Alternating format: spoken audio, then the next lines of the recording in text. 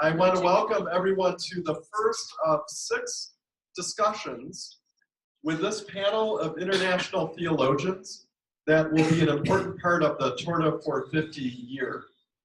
So I welcome those of us in Kathmandu at the ICUU conference, and I also welcome those who are streaming this live and those who will see the recording in a few days.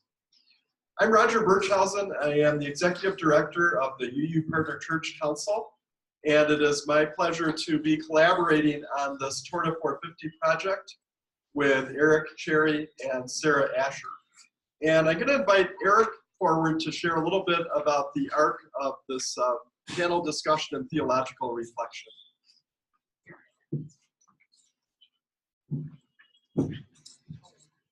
Thank you, Roger, and my greetings to each of you as well. I'm Reverend Eric Cherry, the Director of the International Office at the Unitarian Universalist Association, and we're so pleased to bring this first theological dialogue with our theologians from around the world for the beginning of a year of theological reflection.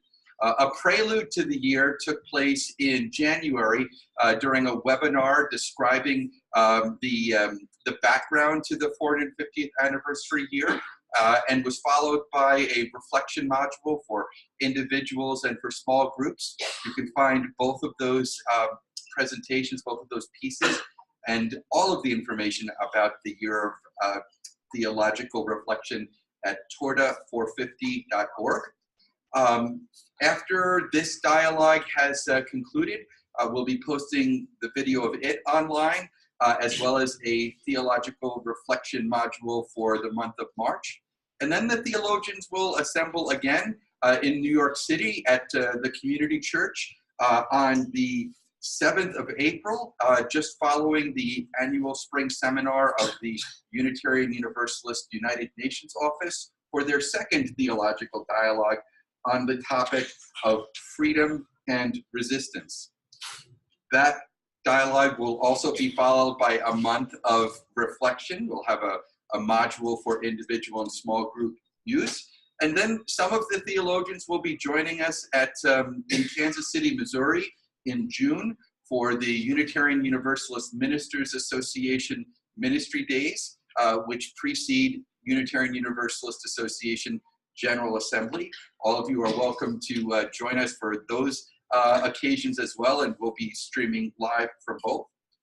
And that event in June will be followed by a reconvening of all 5 theologians in Kolozsvár, Transylvania on July 8th, 2018, during the celebration of the inauguration of the new Center for Religious Freedom in Kolozsvár. And the theme of the dialogue in July will be religious freedom in the era of rising intolerance. The month of August will be a reflection month with a module for your use. And then the theologians will gather for their following theological dialogue online on the 22nd of September, where they'll be discussing the role of classical, traditional Unitarianism in the 21st century, followed by a month of reflection, and then the final gathering of the 5 theologians, again online on the 1st of November, to discuss the challenges of universality and multiple spiritual identities, again followed by a month of reflection in December. So please join us for this year of theological reflection. We're all excited to hear from our theologians, and without ado, I guess we'll proceed. Roger.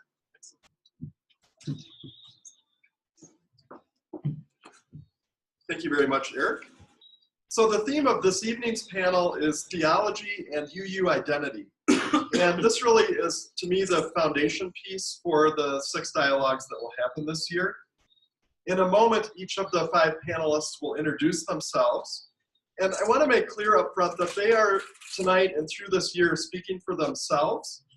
They are sharing their stories, their beliefs, their understandings, their questions. They are not speaking for their national churches. And clarity about that is going to be good for all of us to remember. The point of this in future discussions will be to delve into some of the strands of Unitarianism and Unitarian Universalism and its theology around the world.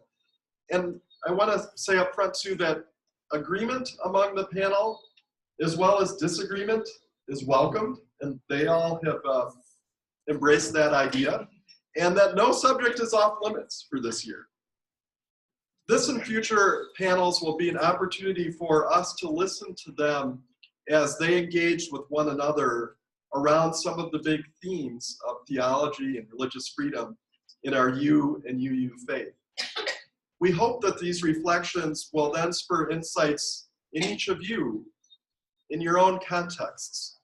And there will be a chance at the end of the evening, toward the end of the evening tonight, and in all the discussions for people who are present to ask questions.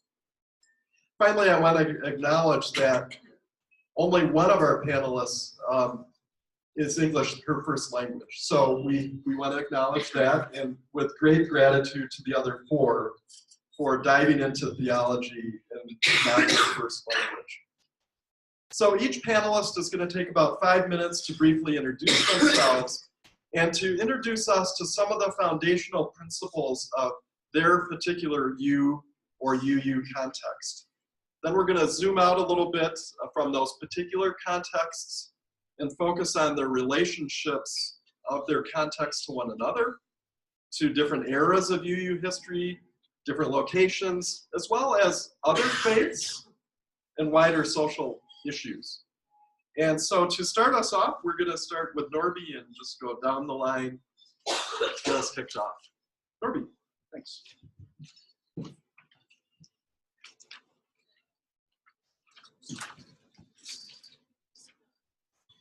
So my name is Norbert Zsoltrác. Everyone calls me Norby. I'm from Transylvania. I'm the minister of the First Kolozsvár congregation, Unitarian congregation in Kolozsvár. And first of all, while I need to talk to you about our tradition and to introduce our main principles, I want to share with you a revelation that I had during the few days that we have been together. Maybe you will share this revelation with me. There has been no single day during our stay here in Kathmandu that the following words have not been expressed by one or more people. We have heard these words this morning, and we have heard these words yesterday in their true form, but also presented, the main idea presented, and the words that have been coming up all over the panel are the following ones. The most important is, "Hear, O Israel, the Lord our God, the Lord is one. And you shall love the Lord your God with all your heart, and with all your soul, and with all your mind, and with all your strength." The second is this: "You shall love your neighbor as yourself. There is no other commandment greater than these."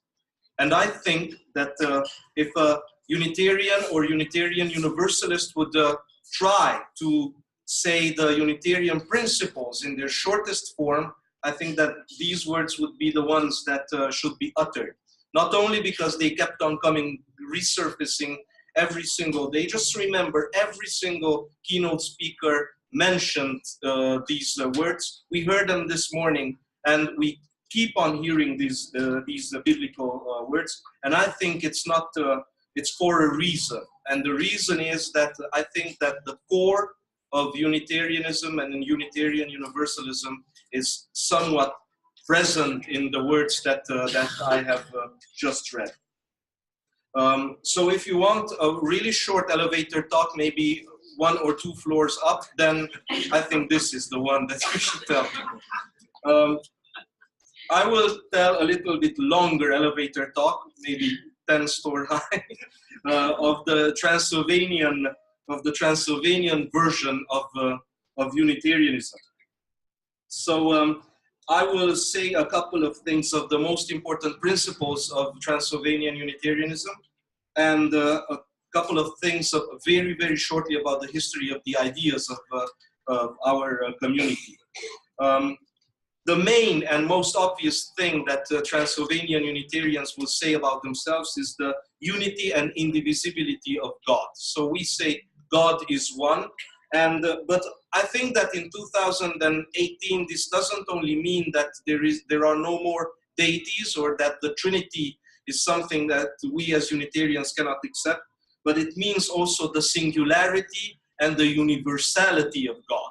And I think that that is more important today. So God is one, not just as one person or one entity, but God is universal, God is whole, God is singular. And I think that is what our theology now holds more important on this aspect. We consider Jesus and his teachings that we can find in the gospel as foundational for ourselves. We believe that the calling of the community that was created by Jesus of Nazareth and his disciples is what we call today the Christian Unitarian Church, which tries to follow in the footsteps laid down by the ones that walked before us. We believe that human beings living today have the possibility, through the gift given by God, ration, feelings, and the possibility to work, to understand what God reveals us. We believe that revelation is not closed between two covers of a book, but it is much wider and it's universal and present. 1 minute. Okay, thanks. And we believe in the dignity of every human being, and we believe that life is eternal. These principles are not new. These principles have been around since the Unitarian Church of Hungary has appeared on the stage of history. But the emphasis on different questions has changed during history. I can say that we have had 3 stages of in our history, in the history of our thought, that I think are or should be set here. The first stage is the anti-Trinitarian stage from the 16th to the early 19th century. This was basically the formation period of our community, when obviously the main point was to present why do we believe in the unity of God. This was a very Christian period for us, so the Christian myth was untouched by Unitarian theology back then. But everything changed in the 19th century because of modern theology. The modernist program that emerged in Germany and spread out toward Transylvania as well has had a huge influence, changing our church, emphasizing scientificalness and the importance of reason in our theological dispute, and furthering us from the classical Christian line.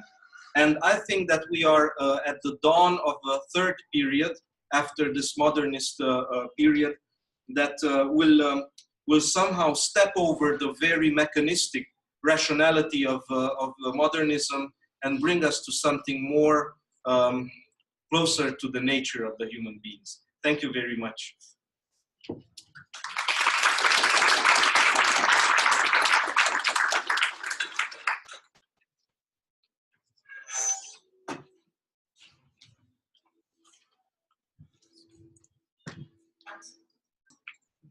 We Unitarian Indonesians were not born as Unitarians. When we started our movement 20 years ago, we didn't even know the term Unitarianism, nor were we aware that there were other Unitarians around the world. At first, we named ourselves Kristen Tauhid. Christian is Christian. Tauhid is a term from Islamic vocabulary for the concept of radical monotheism. We borrowed this term because we must answer people who ask us, "Who are you?" Our theological identity is much formed by our rejection of the doctrine of the Trinity. We reject this because it is not biblical. Are you Muslim then? People around us ask when they know we don't believe in the Trinity. No, we're not. Are you Jewish? They also ask when they learn that we keep Sabbath, we refrain from eating non-kosher animals, and no, we're not. Oh, are you Jehovah's Witnesses? No, we're not that either. Yes, our understanding of God is much similar to Judaism, Islam, and Jehovah's Witnesses, but we are different.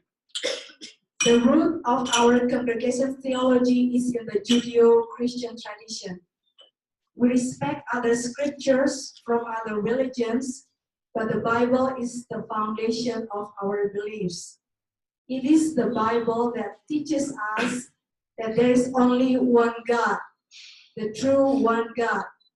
This is the God of Abraham, of Isaac, of Jacob, of the patriarchs of Israel, but also God of all nations. Despite different names, there aren't many gods. We come from this same one God. All human beings are brothers and sisters. All human beings are worthy as images of God. What God requires of us is not our perfection, but our commitment to seek the truth and serve it above self. We didn't want to become Unitarians. We were happy Trinitarians with many friends.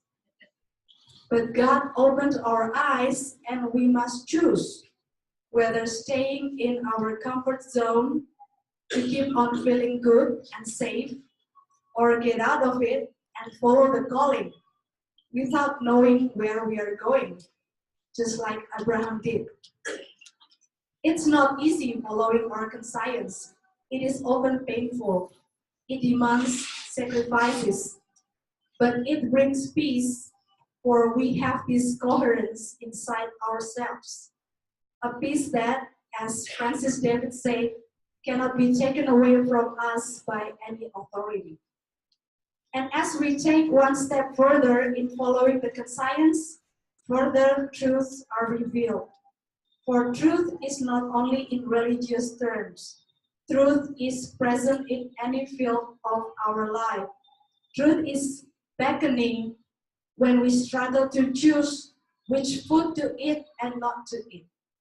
Truth is beckoning when we struggle to choose either to snooze the alarm and go to sleep again in the morning, or wake up and exercise. Truth is when we struggle to choose whether to stay silent in the face of evil or to stand up against it and risking our lives for that. It is the Bible also teaches us to love our neighbors as we love ourselves. We want freedom of conscience, so we must let other people have it too. We don't become Jehovah's Witnesses, although our concepts about God and Jesus are similar, because we don't think that any denomination has the right to exclusive claim of truth. Every person has different life stories, and we must not force people to believe what they don't believe, or not to believe what they believe, just as we don't want to be treated like that as well. God has bestowed everyone a spirit of inquiry as a tool to find the truth, so may they are free to pursue the truth fearlessly. We first heard the term Unitarianism from a representative of the International Association for Religious Freedom that visited Indonesia in 2002. Then we got contact to the ICUU. We were so excited to know that we are not alone, we are not even the first. Now we get this beautiful enrichment learning from other Unitarian traditions around the world. And we really feel grateful that we may get in the same boat with Francis David, Michael Servetus, also Sossinus, John Biddle, and other radical reformers. We wish to emulate their spirit of serving truth above self, being so serious in their study, so courageous and articulate in defending their faith, and also so compassionate to others. Even when King Sigismund got the chance to force his people to become Unitarians, this Unitarian king didn't do it. Power is really the test of our character, and Unitarians have proven their character well in history. We are seekers of truth, we are lovers of truth, and we are servants of truth. In our congregation, we try to embody this spirit in our tenets of faith. The congregation has formulated 7 basic beliefs. 1 until 6 is about our belief in the true one God and the special position of the Bible and Jesus Christ and some most important teachings. The 7th is about freedom of conscience for everyone. We ask new members to learn them thoroughly. Most of our members are religious devout who are not used to respect others' truth claim.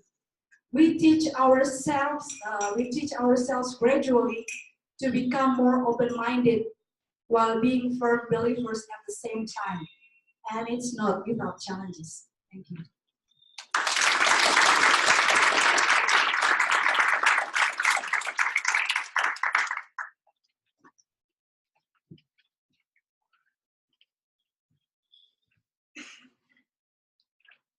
Hello.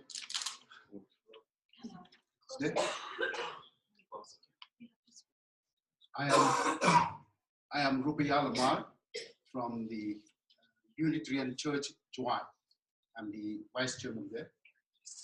And I come from the northeastern part of India. Coming from the northeastern part of India, which is the Khasi Hills, where Unitarianism was founded in 1887. So in these 130 years, we have already come up with 3 sets of principles or statements of beliefs. The first one was during the founding stage, which was published in 1888 in the Unitarian magazine by our founder. The second was passed in 1979. And the third was the recent statement, which was done only last week, on the 3rd of February, on the 118th annual conference. Hajam Kishore Singh, who was the founder of our church, was born in the indigenous faith. And he converted himself to, for the sake of education, to get education. So he has to convert to the Calvinist Methodist Church. The missionary who were present were giving education at that time. So after, when he was 15 years old, he was converted. But later, when he read about the Bible, he realized that all what he has understood, what he has read from the Bible, is not according to what the missionaries have told him, especially about those damnation and the fear of hell and all that. So therefore, he founded Unitarianism because of the help from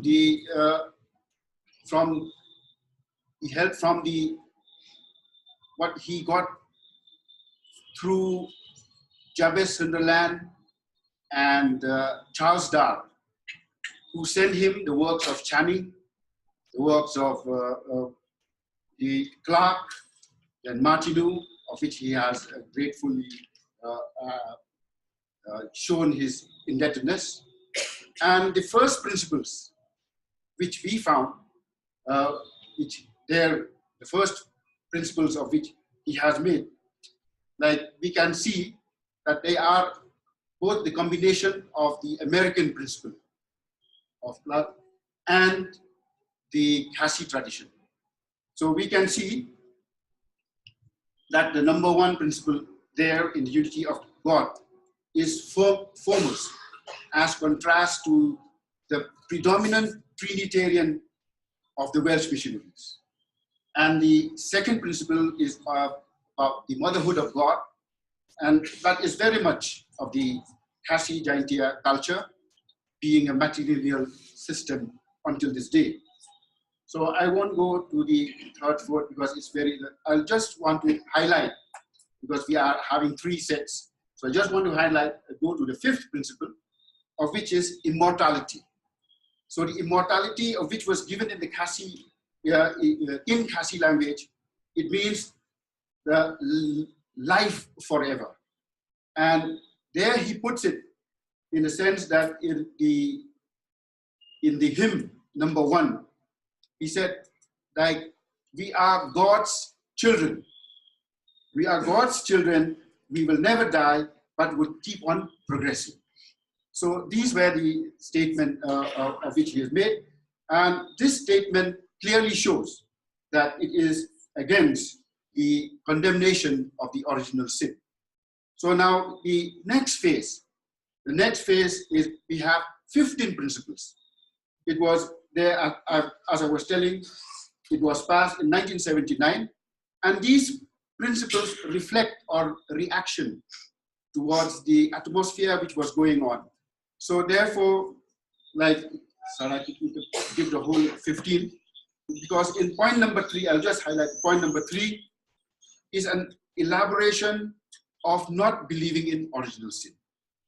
And the number 5 is specifying on the status of Jesus, because all we are pressurized, like, with the questions. What is Jesus in your church? Is finished? 30 seconds. So then the number 7 principle is the reaction towards the Bible as the Word of God. So it is significant to note that Hajam Kiswar Singh has no mention of salvation in the first set, whereas we, in the later generation, we have to talk about salvation. It's just because of the pressure from outside that you are the church without salvation. So but now, since we have no more time, we reach to the final principle of which we have passed only last week. Salvation is no longer there because there is another kind of understanding. If we have no original sin, why do we need salvation? So that is what I think we set up. So I think I have no more time to discuss later. Thank you.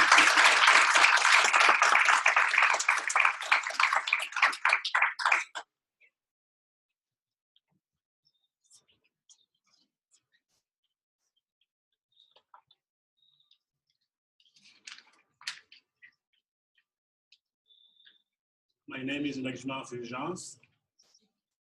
I am one of the founders of the Unitarian Church of Bujumbura in Burundi. 2 years ago, I was forced to leave Burundi, and now I am in Canada. When I will say something about the identity which is being built by the Unitarian Church of Bujumbura from my understanding and my experience. I will start by a very brief personal story. When I was 12 years old, I ran away from home. I had disagreed with my parents about school, and I spent maybe 2 nights at my uncle's place. That's all I could do in that remote village. Then I came back. And when I think about Unitarians in Burundi, I think of people who ran away and who never came back. They ran away because they were not happy with the way churches were organized, the beliefs that were preached, especially the Trinity, the teachings about Mary, the preaching about the understanding about Jesus, and many other things. And they went looking for more freedom in exploring those issues. They went looking for more autonomy in living their lives. And that is how the community is today shaped. And those people, we are still very much in the stage of reaction to something and trying to build something new. And that is a very interesting stage to be. We're trying to build a theology, a strong one. And one of the most important things which becomes the focus is, apart from reacting to what they don't believe in, is trying to strengthen community. These are the people who run away from their families, from their friends, who have made many enemies by choosing to be Unitarians. And the most pressing issue is not necessarily to think about building a theology, but most importantly, building critical connections and building a community. And what helped to hold together the community is, yes, that strong sense of community, the worship, and the Christian understanding, the biblical-based readings, and some other readings as well. And so in the process of really building community and theology along the way. So I always like to say that theology comes after life, after the community is built, or maybe they go together. But this process for many emerging groups is a process of living an acceptable life with the people who are mostly in danger, both real or perceived, and who have to conclude a way of life that is helpful to both involved. So the Unitarian Church is a Christian Unitarian church, which is mostly based on one God and the person of Jesus, who is believed to be a prophet and accepted and loved that way, and who in many ways become the person they want to emulate. And to conclude, I think the critical phase of any emerging group at that point, or any newly formed group, is to strengthen the community so that people feel safe, people feel strong enough together to be able to build all the rest. And that is the work that is being done at this point. Thank you very much.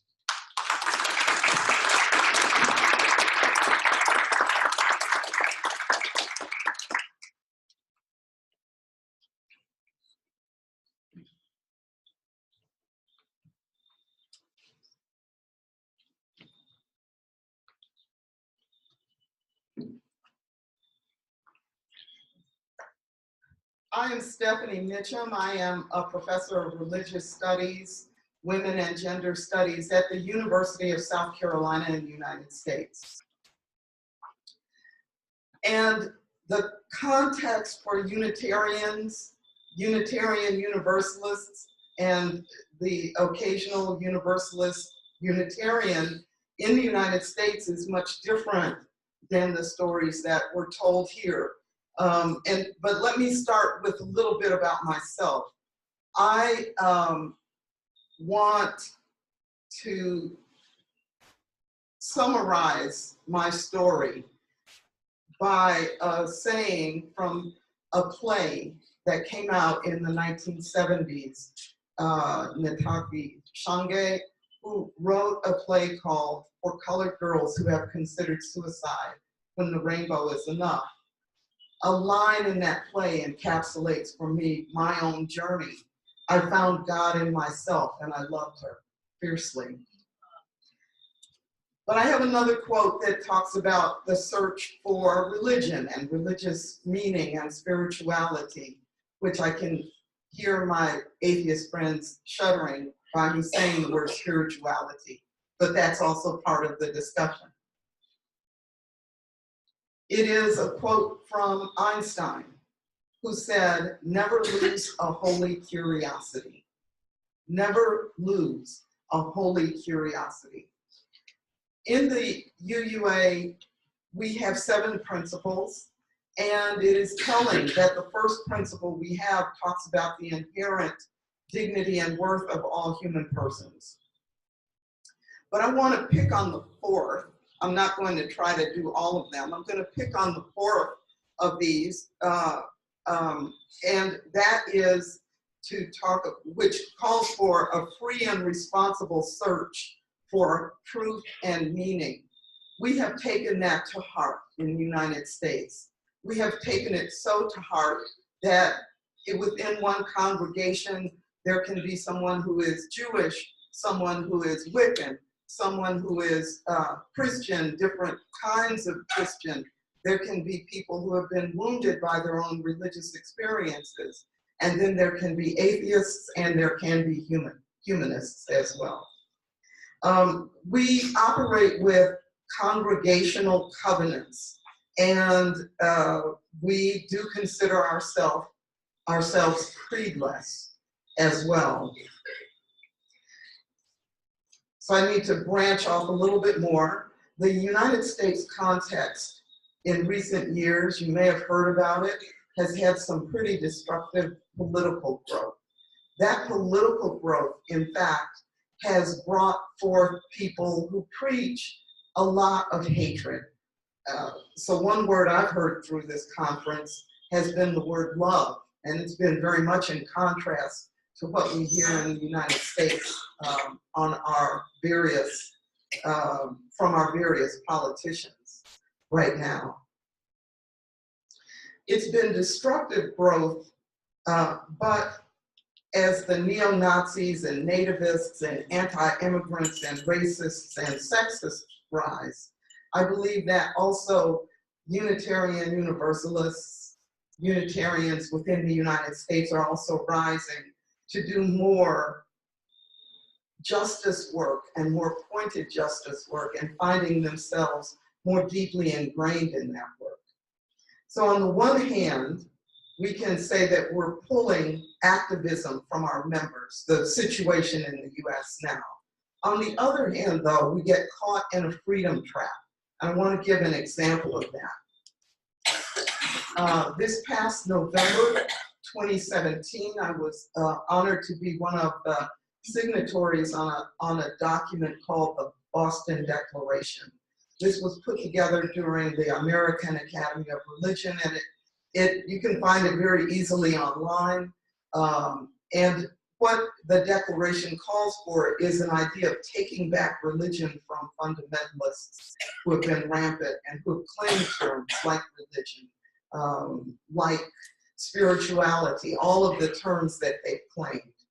And so that document was in fact based on a 1934 document put together protesting the growth of the ways that Nazis were trying to Aryanize Christian churches in Germany. That document itself turned many UUs inside out. It was like a garment where you could see the seams after it gets turned inside out. And so the document calls for us to look for a Jesus way. It's a political document, remember, and that, in fact, ends up upsetting people who say, but I'm UU and I'm humanist, and I'm UU and I'm atheist, and I'm UU and I'm Jewish. And so where does that leave us, and how do we find a way forward? So I bring that, and I want to close with one more quote by Einstein, which is, question everything.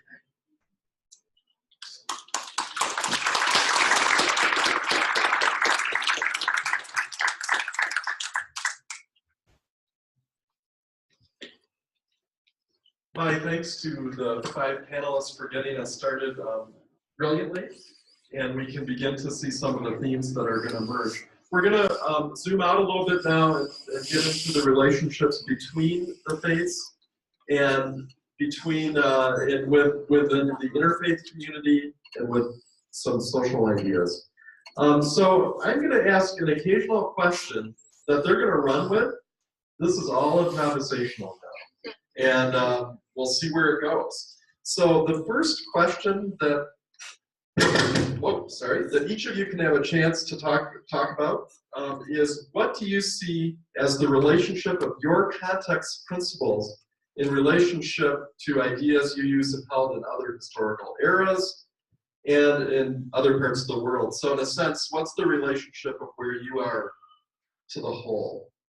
And Sarah's going to get a mic to whoever wants to go first.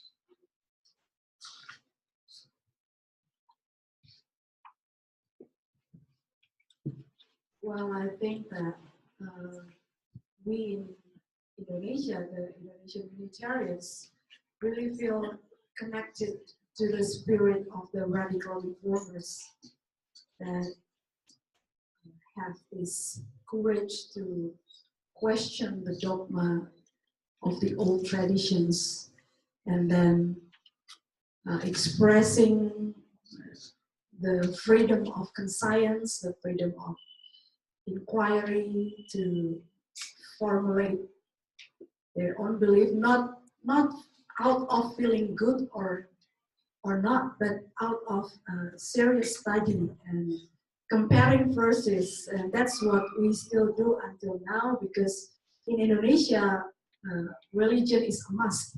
So nobody can have no religion. So people around us are devout believers usually, and they study the scriptures, either the Bible or the Quran, and we are always in the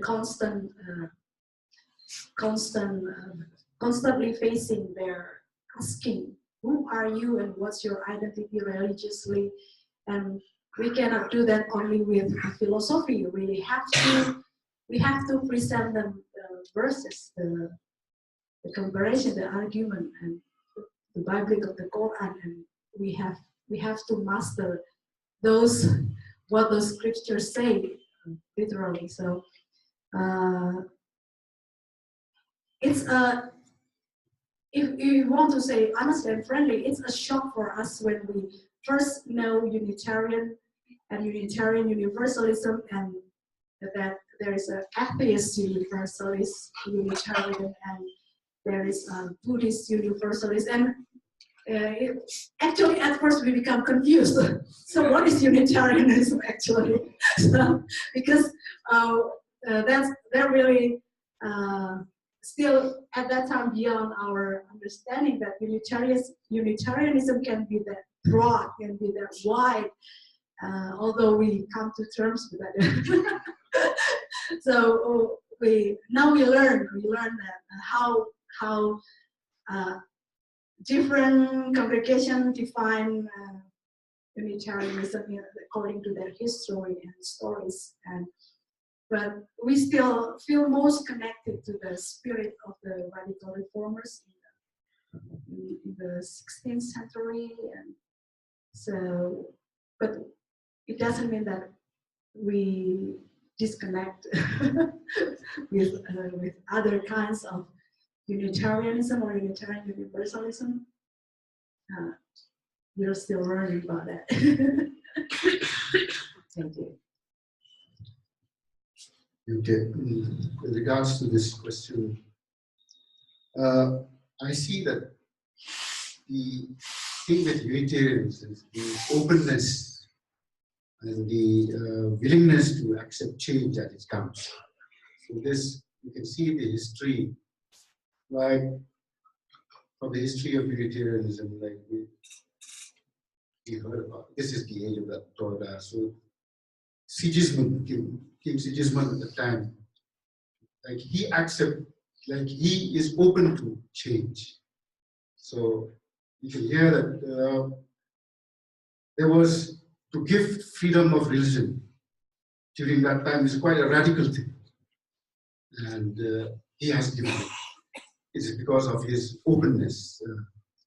And that is the spirit of Unitarianism. And we find that when it happened in our place, despite the orthodoxy or that thing from the Welsh missionary,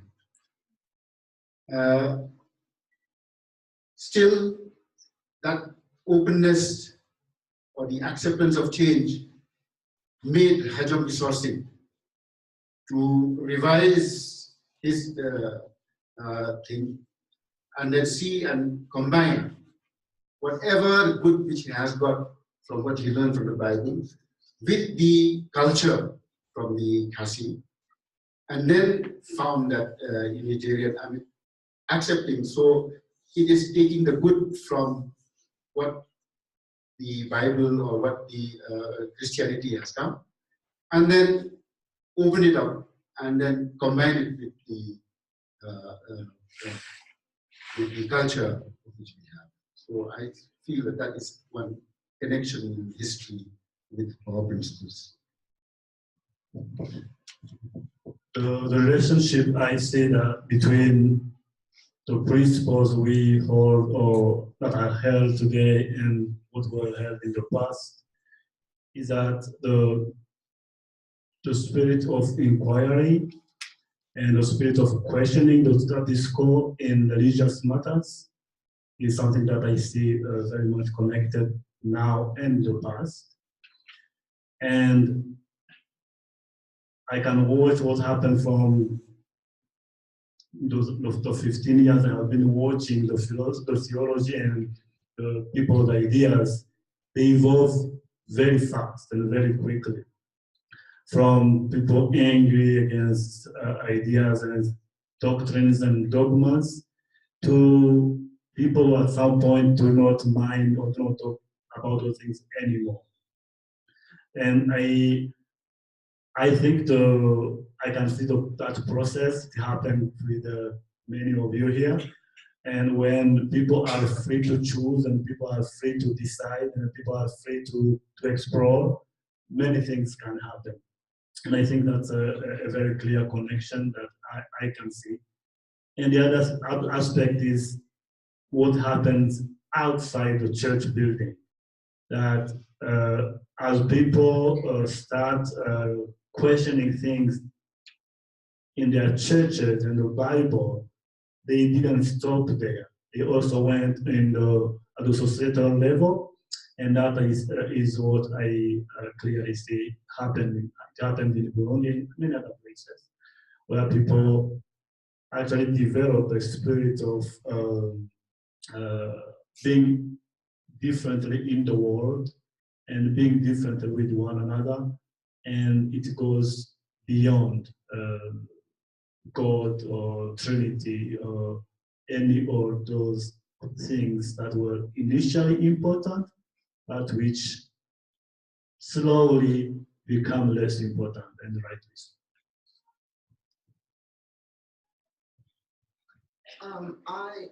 I am reminded of the development of theology and the fact that theology is not a standing still process, that it is something that develops. The first basis for it is faith. Faith is the key to understanding what any theology is about. People who say that they belong to a religion but they have no faith, I question them. I question how they can say that they really belong there. Part of our spirit, part of our disposition, to use a word that I heard from Reverend Rosemary Bray, is that in fact we do question everything and we do have a disposition to understanding, to thinking about what it means to be Unitarian or Unitarian Universalist. And I think that is a strength. And I think it also emphasizes the importance of theology being done at a local level, so that there wouldn't be one big, Unitarian pope who would tell us all what to do. That would never work. But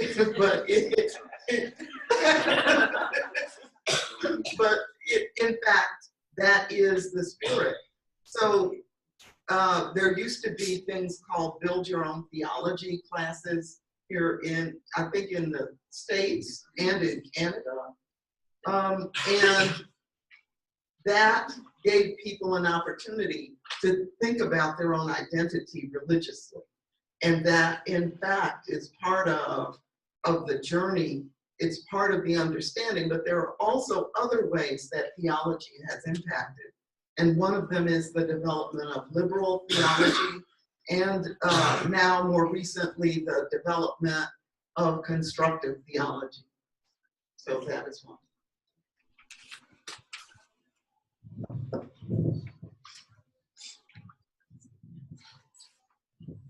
So we have been asked about the context of our principles to historical eras and UUs in other parts of the world. I think that I will not talk about historical things now, because we will have a moment or one part when we can talk about history. I think I will talk about other parts of the world more. I think that our Hungarian Unitarian Church is special because I don't want to brag, or I don't want to be misunderstood about this one, but I think we are like Jerusalem for the Jewish people.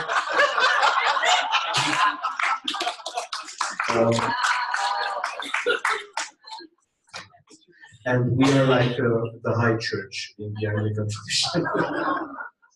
So I think if you look at the spectrum of Unitarianism in the world, then you will not find any more structured, any more high church liturgy-wise and structure-wise Unitarian form anywhere, only in Transylvania. And I don't think that's a problem, and I hope we will not grow out of that.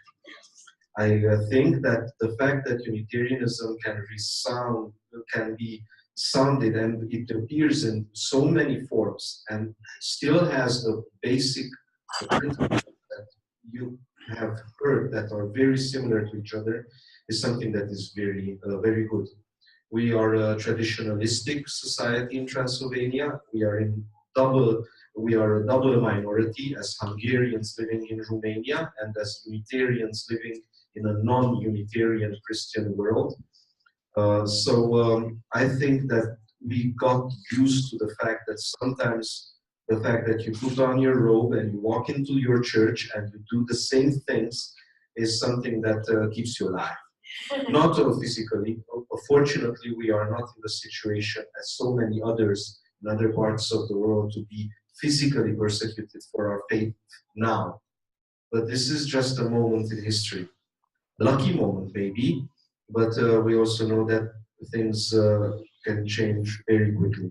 So if we look at the UU world and the context that Transylvanian or Hungarian Unitarianism is playing in, then I think that we are the tradition-based church in its liturgy, in its form, but not its way of thinking.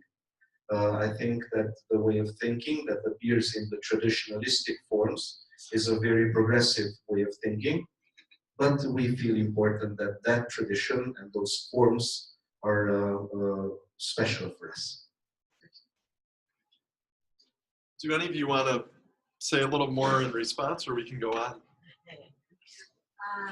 I'm not agree with. I don't agree with this Jerusalem and because Jerusalem, yeah, because for the Jews it's the source where everyone comes from there, and the high church. I don't know about the high church, but like we in Indonesia, we don't learn from any other Unitarians in the world. We just become Unitarians by ourselves, so we don't really think that Transylvania is that high church.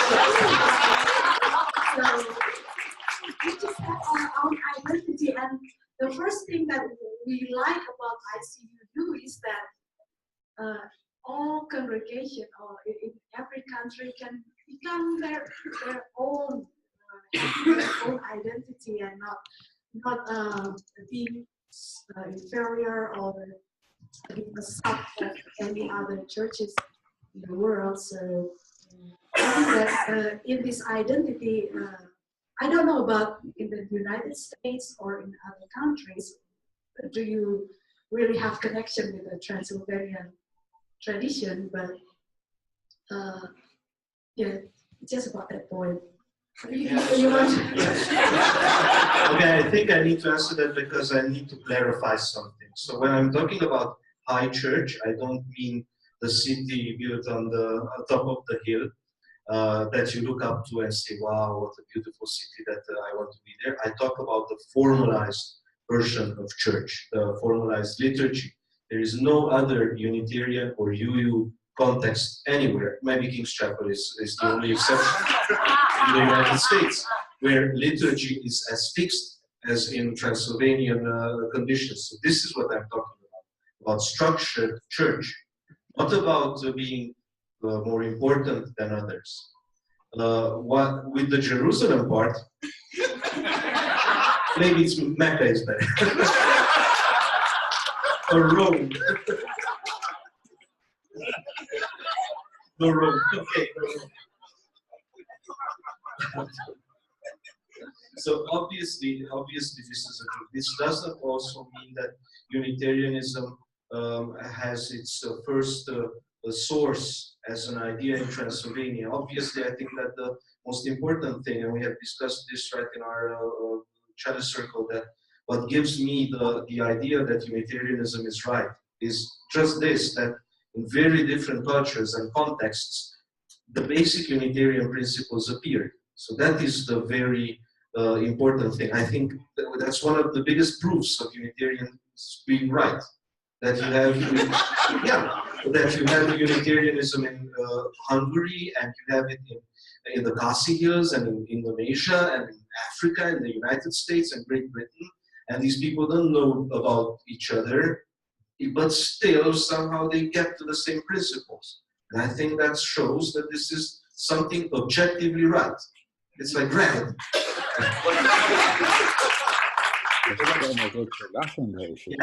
Yes, the basic work aspects of this faith for the first time have developed in Transylvania. Yeah, I agree with you. It's like gravity, and the center of gravity is Transylvania. Why I want to say that is, some of you may not know that from the United States, I think every 8 years, they take them for pilgrimage to Transylvania. And last year, I had the occasion and the opportunity to join the pilgrimage. So I think pilgrimage cannot be taken anywhere for the Unitarians except in Transylvania, where you can see Sigismund's grave, where you can see Francis David monument. So that is it. I take it back. I take it back.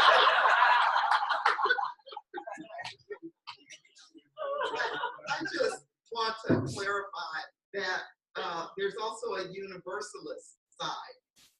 And that Universalist side would mean that our high church is probably, I don't know, Walden Pond or something, right? I don't know. But it would be something related to a kind of a rationale, a reason-driven, environmentalist, nature-based, reflective process that might lead people to being in the woods when y'all are in the church. You know? So I think we need to, for us, who are UUs, we have to recognize both sides. We're not going to put down one side over the other. But we do recognize that there is the Universalist side. When those two came together, it's actually been since I've been here at ICUU that I've actually begun to see why it makes sense. I don't want to say this. I don't know if that joining makes sense on a rational basis, but on an emotional basis, it does. We fit. Somehow, we do. All right. Last comment on this, and then a quick Yes, other. a brief comment about the universalist aspect and the UU aspect, which is essentially an American thing. And we do not call ourselves Unitarian Universalists, and I want this element to be clear that it's maybe important and actually makes sense in terms of what it stands for, but not everyone goes that way. All right. Wow, this is great, and like no idea where this was going to go. I would like, so in the interest of time, we're really going to only want to cover one quick thing and then a few questions. Is there any particular value, belief, principle that you deem as the core of this global you faith? Any particular value, belief, or principle that you think maybe is the core of it globally? And this one, probably a couple minutes each. Yes, I think it's, you can see that there are two. One is that believe in love. In our place, we call it love man, love God, no man, no God. Love man, love God. And the other one is the liberal part. Each we have that liberal view which allows us to see things with our own free will. So there is no imposition or no pressure on us like you have to see it this way. So I think each and every church we have that kind. So these two values I think is common to all of us. I think what I personally would say as the core value that we all share, more or less, the idea of freedom of an individual to determine things for himself as much as possible. That's something I feel we share in our global movement. That is also the idea that this life, the life we have, even for the few who believe the after one, this seems to be important for us. And there is there are efforts to have a good life, to have well-being, to protect the earth that we share. And I feel that most of that can be a value we share. And as a result, it is also the social justice aspect that is connected in some way to that. How we live in this world and how we are related to one another and how we can make things be better for everyone. It's an idea that many seem to subscribe to, just an idea, and people doing what they can. So freedom, social justice, and the importance of this life, and making sure it goes well as much as we can. I just thought of a word. I looked back over my notes and thought of the word healing. That there is an active process of reclaiming religion from people who have used it as a battering ram, of reclaiming our own identities and our own selves, of reclaiming the right to identify which direction my life should go in. And thinking about all of those things are healing and being active for it. Now, some people are at a point where they put their lives directly on the line for those things, as have you. But I know that at any time, any of us could be challenged for this. And I'm with the people in this room, I'm almost like, here's my posse. I think I just turned this off. Here's my posse. I'm not going down alone. Yeah. Right? Yeah. And so that's the kind of feeling, this sense of we are together. It's a community building, and that also is feeling in a world that tries to demand that we remain individualistic and therefore able to be controlled. I have to think of I just thought of a term of a discussion my daughter and I had. She asked, I asked her, did she think that people who didn't do any kind of reflection, if they in fact could be spiritual? And she said, no, but they can be manipulated. I don't have to ever worry about manipulating Unitarians, Unitarian Universalists.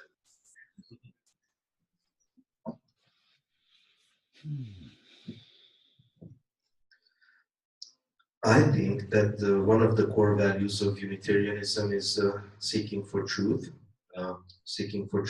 with and through education.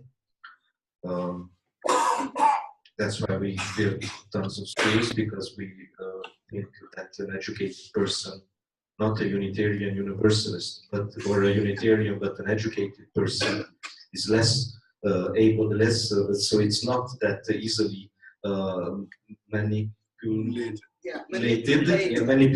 or manipulable than an uneducated person. I think that striving for truth is something that Unitarians hold as a very valuable thing. I want to add to what we said that, what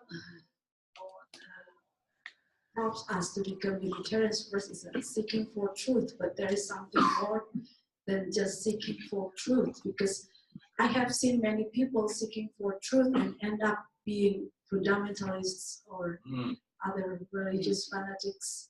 So what is special about this UU community is that the respect for that faith is personal. So we look for truth, but we let other people seek their own truth too. So it's not only our right, but it's everybody's right to seek for truth, because the path is personal and we have to respect each other. So that's what still unites. Either we are biblical or not biblical, but somehow we are seeking for truth and we respect others' path through their own truth. Thank you. Let's open it up now for probably just time for 1 or 2 questions. And so if you have a question, raise your hand and Sarah's going to get the mic to you. And I'm going to be the one to see you because I'm up here. So anyone wish to ask a question? Okay. No. Yeah, because people are listening all over the world, so you need a microphone for that. My question is relatively simple, and I hope that you give a real answer. What in your religious communities, what are you really trying to do? How are you focusing on helping the persons who are Unitarians or Unitarian Universalists in your communities? What are you trying to do for them?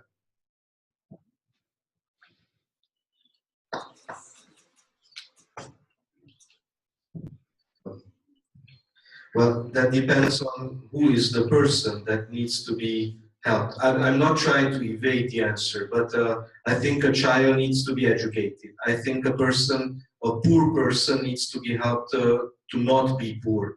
I think that someone who is sad needs to be made happy. And I think that someone who is mourning needs to feel compassion. Someone who is trying to find the holy needs to be guided to the holy. So I think that we are all doing these things, because if we wouldn't, then we wouldn't be churches. And I cannot give more specific answer than that. A simple question, a simple answer. I think I'll be trying to offer community. Like in our church, in our place, we always see this. We are a communitarian-based church. That means, unlike what I hear from the Americans, that Unitarianism is the chosen faith. For us, most of us, we are born. In fact, some people would become a Unitarian, not that they have chosen to be Unitarian by way of, but they just come to join the community, because that in that community, all those, what we were saying, the morning, it will be an experience for someone like to see that if anyone would have seen a funeral or wedding, and see the whole crowd, how people come, help stay together. So education in that way, we give scholarship, fellowships, all that. We try to pool together. So this is that community feeling which we have. In fact, we call it as a clan, which have the same. It's not like the same blood, but we are having the same belief system that we are Unitarians, so we are brothers in that way. So in that community. Stephanie or Ellen, do you want to answer, or we can go to one more?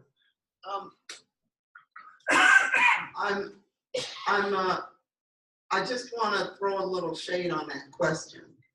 Only because I don't think going back to what Norby said, it's not one thing, and it's not simple, because human beings aren't simple, and we are very complex.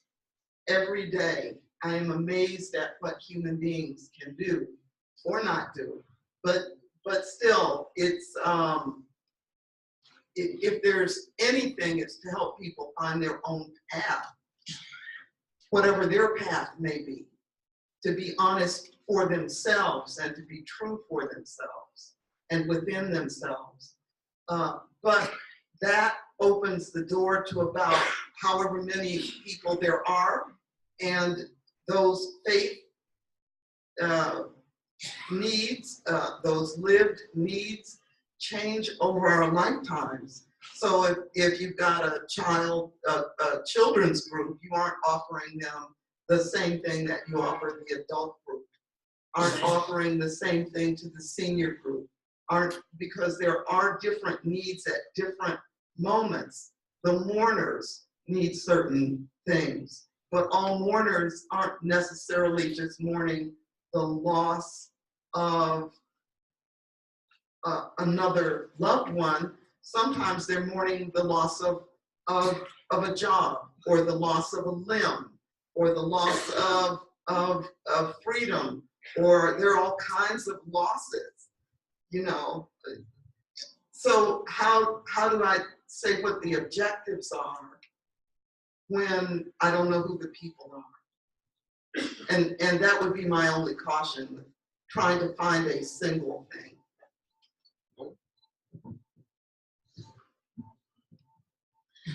In our congregation, there is we formulate a kind of principle that say that what we want is not in Indonesia we call it Kristenisasi. It's to make people Christians. The old churches try to add numbers and make people Christians. Sometimes just being baptized and the next week and they are no more, it doesn't matter. So as long as the numbers grow, we don't want to be like that, and we said that we don't want to do Kristenisasi. We don't want to make people Christians, but we want to do Christusisasi. So it's to make people Christ-like. So that's why when some people that is interested in our church come and say that, oh, I want to know more about you, and we usually ask, so where are you from? So from what denomination, from what religion? And we will try to ask them, have you really understood your own religion and your own denomination? And are you really sure that you want to join this church? Because actually, maybe you haven't known much about your own tradition or your own religion. So if you're really interested in joining us, maybe because not only because of the doctrine, but also because of feeling good within the community, then that's okay too for us. But the goal, the focus is not about growing our numbers or being more powerful with that and being richer actually with more members. But how to help ourselves and how to help members or the newcomers to become more Christ-like, to become a better person. I think it's something that we think that we should focus on. Okay, let's do one more question. It's going to be a brief one. And okay, great. Second. You are all leaders in your congregations.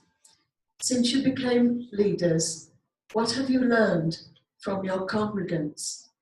And have they changed you? And if so, how? Great. In about 1 minute each.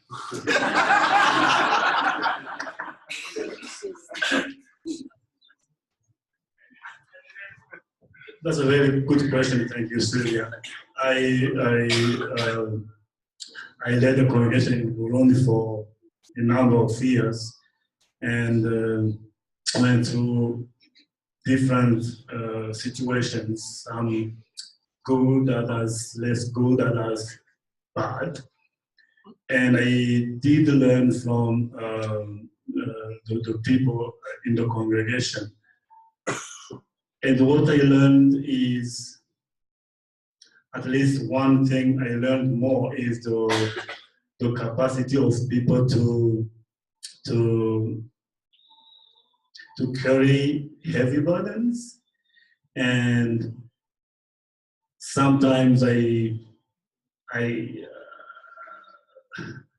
was surprised to see how people can be resilient and how people can be have an understanding of the human nature that I didn't get to school, that I didn't get to learn from all the training that I had. So that resilience, that capacity to face life in a more realistic way, I think, especially for people who didn't go to school, that's to me was one of the things I learned. I did learn other things, mostly on my shortcomings, and so seeing that how probably the way people are being served and the way they react, they teach me that I can do better. And that was one of the greatest lessons, that every time I discover that there is a way I could do better, a way I could be more present, and I thanked the person who taught me that. And I did learn a number of lessons the hard way.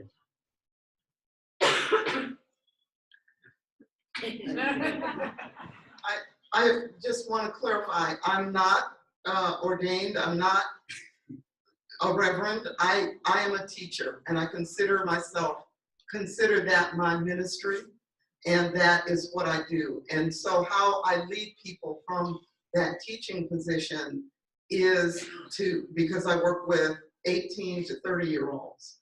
I'm challenging them to think for themselves, to think of themselves as geniuses, and which really sounds kind of crazy, but 18-year-olds don't always think of themselves as geniuses. And I want them to know what their life will be for themselves, not what other people said it is. So it's kind of a way of living my UU mindset in a public setting, and that's what I bring. So as for me, also, I'm not in the ministry, But since we participate in things, so we go for many occasions like morning, like counseling others. So the only thing which I learned, not the only thing, but one thing which is very important which I learned is the integrity. That the poor people, they take a stand about, they just don't sell themselves. Whereas sometimes the higher ones, you will find that they double. So this gives us the strength that Unitarianism, it's all that the most important thing is something like your integrity. That unity one, we always used to say, is as straight as the letter one itself.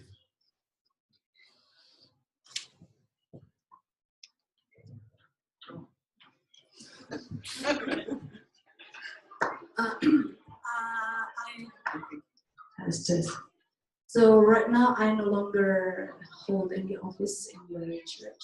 So, but what I learned from my congregation is that not everyone is a skilled thinker. So not everyone has the capability of thinking difficult theological questions and talking theologically. I think that the cleverest person, the smartest person is the one who can make difficult things easy to understand. So that's really the task of a teacher, of the teachers, of the ministers in any congregation, to make these sophisticated terminologies and concepts and things to become digestible by even the humblest member in the congregation. That's what I learned. I try to find which is the greatest lesson that my congregation has taught me during the past couple of years that we have been together. And one came to my mind, maybe because it's very recent. In 2017, in January, it was very cold in Poroshvan. We had minus 10 degrees, 15 Celsius below zero, so it's Celsius, not Kelvin. And so it was, but still it was very, very cold. So we decided that after another program, we decided that we want to help the homeless people. There are quite a few homeless people in Poroshvan, by giving them a hot meal at least once a week. There are not many open places where the homeless people can eat. So we invited the homeless people to the meeting, to the gathering room of our congregation, which the majority of events happen. So this is the fancy room of the congregation. And we invited the homeless people there, we cooked for them. And then we took 2 pictures of this entire thing and we put it on Facebook. So what I learned is that people want to help each other, want to help the ones in need. What I learned is that the majority of the people are not bad and they are not selfish, they are willing to give. What I learned is that my congregation didn't say, well, yeah, we want to help them, but get them into somewhere where we don't smell the smell afterwards. They said, yes, sure, let's get them here, let's make this a weekly thing. And it was okay with everybody that we do so. And I learned that there is much more goodness in every single human being than we dare to realize sometimes. So that was a recent, so many times I have heard my colleagues, and not only my Hungarian colleagues, but others as well, talking about the facts that humans, members of the congregation and others are, I don't know, lazy and selfish, and the politicians and the whatnots, and the world is going to not the theological hell, but the social hell that we are heading to. I'm choosing my words. But I think that's wrong. I think that there is much more goodness and humanity in humans than we actually dare to realize. And that is a lesson that I have been taught recently by my congregants. And I think that is a great note to end on. I want to thank the 5 folks up here who are giving up enormous chunks of their year for this process. And I am so deeply grateful for that, and the wisdom and the challenge and all the things that you're sharing. You took very seriously both the charge to agree when you want to and disagree when you want to disagree, which is awesome. And so my thanks to them, and then one closing word. So.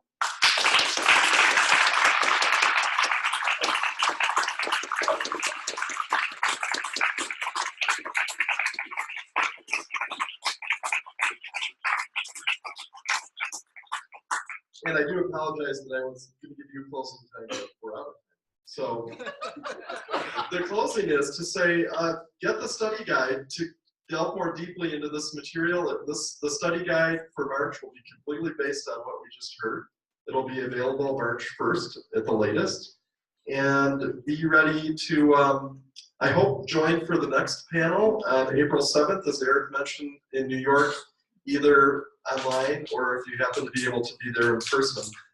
And all this, the one thing that you need to remember as you leave is Torda450.org.